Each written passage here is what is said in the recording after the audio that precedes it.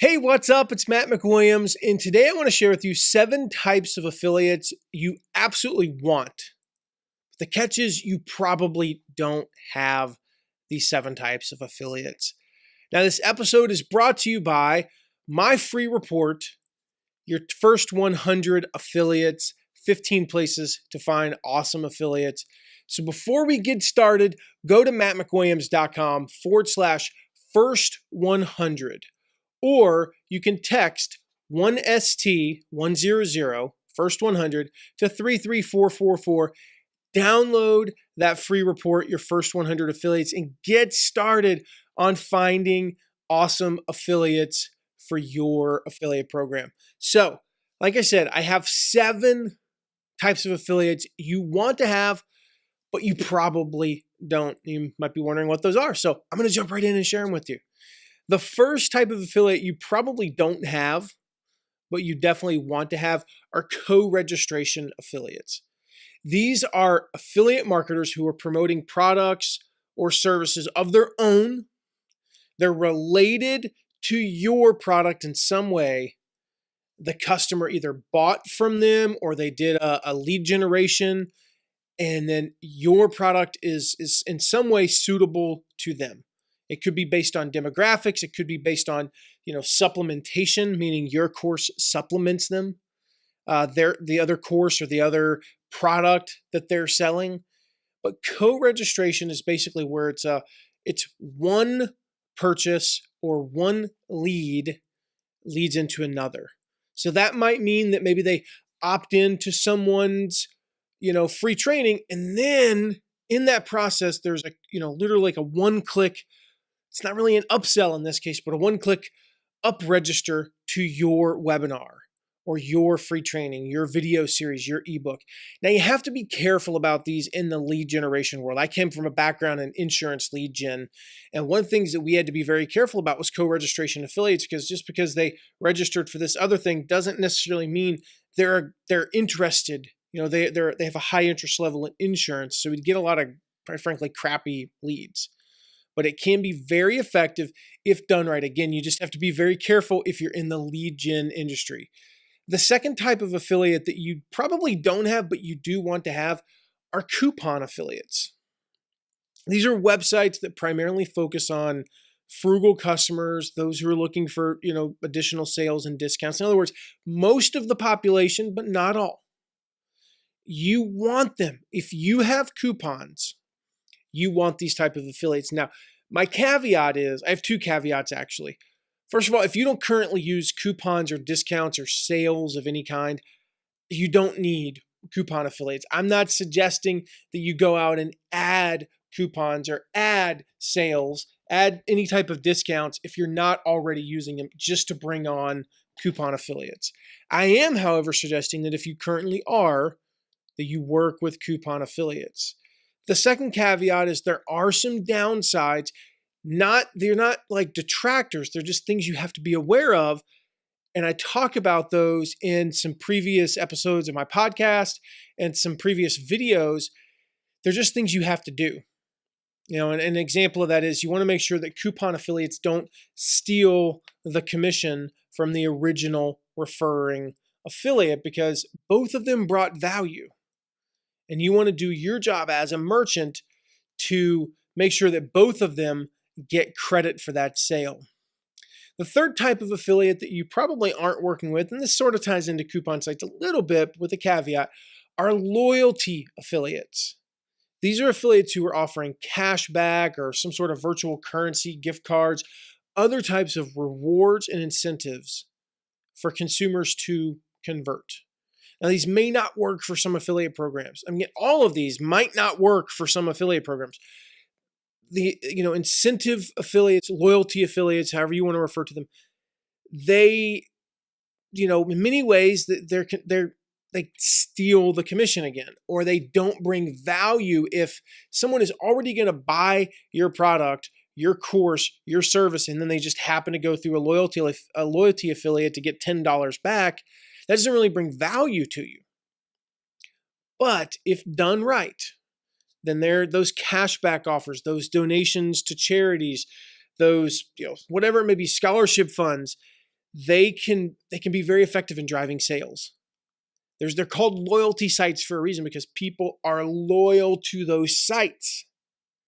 And if you can tap into that loyalty, it can be very effective. You probably heard of Ebates and Fat Wallet, Big Crumbs. Those are classic examples of incentive slash loyalty affiliate websites. That's how they make money.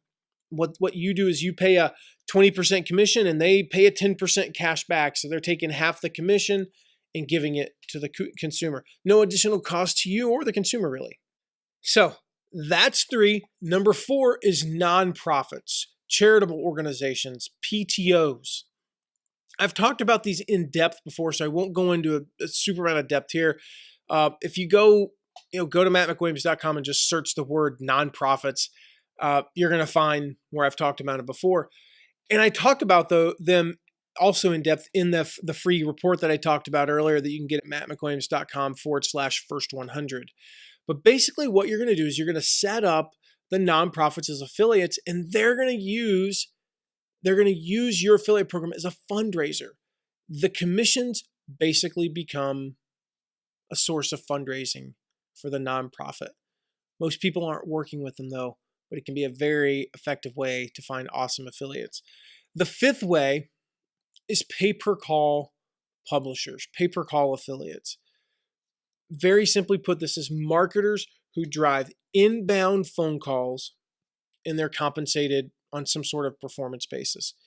Now, the downside to pay-per-call affiliates, it's not a downside, it's just what scares a lot of people away is, well, how do I know if blah, blah, blah?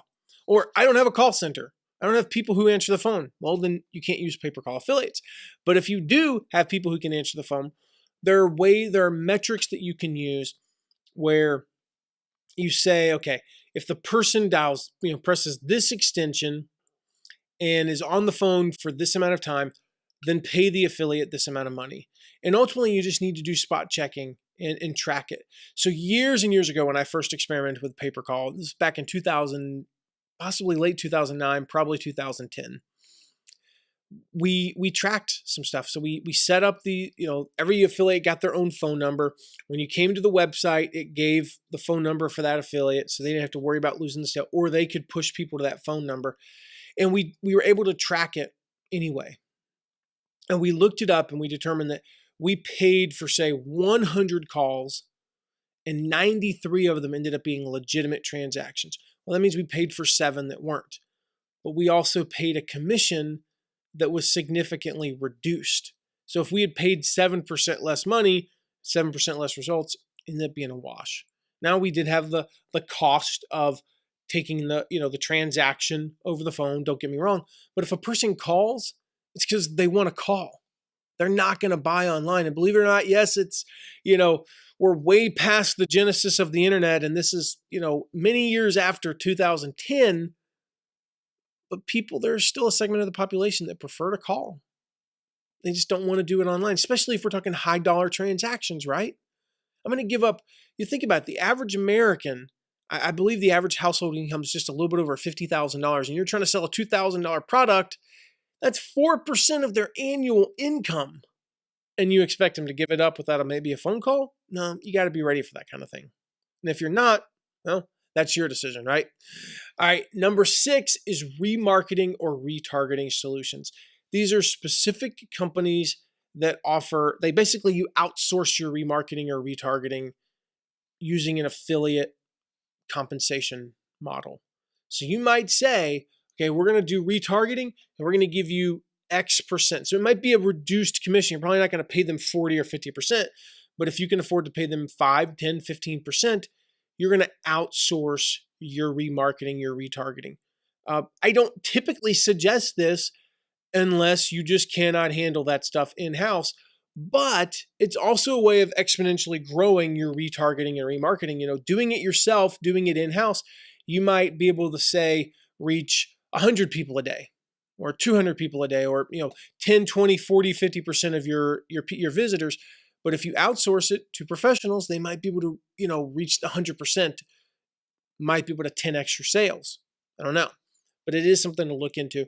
And then the last one something I'm very familiar with because we do this, and that is second tier or sub affiliates. Now, I'm tying these together, even though they're very technically two different things. Sub affiliate companies, they basically have sub publishers. They do sub affiliates. They're doing most of the marketing. Yet the money is funneled through one master account. That's the sub affiliate network. There's no direct advertiser or affiliate relationship. So that form is a little bit less transparent than the other form, but it can be very effective. You go out and you say, okay, we're looking for female bloggers, and you go to a sub-affiliate network, and they'll introduce you essentially to thousands of female bloggers, and now you're all over the place. What we do that's more transparent is we say, hey, set us up as an affiliate and pay us a second-tier commission. I've talked about second-tier commissions in past videos and podcast episodes. When we'll send you Joe. Joe is now your affiliate. You know who Joe is. You get to interact with Joe one-on-one. You don't need to go through us, but you're going to pay us a percentage of sales. So a typical relationship like that might look like, say you offer a 40% affiliate commission, then we're going to make a 15 or 20% second tier affiliate commission. That means, if you sell a $2,000 product, then every sale that Joe makes, we're going to make, $300-$400. A very effective way to get affiliates, but almost nobody's doing it. And yet we have people, of course, coming to us all the time asking us to help me find affiliates. Well, that's how we do it, is as a second tier affiliate. So there are 7 sources of affiliates you might not have thought of. All of them can be effective in almost any industry. And again, if you're looking for more, remember to go to mattmcwilliams.com/first100. We've got 15 places where you can find top affiliates free for you today, or you can text 1ST for the word first, 1ST100, first 100 to 33444, and I'll send you that free report, your first 100 affiliates. So that's it for today. I'll see you in the next episode.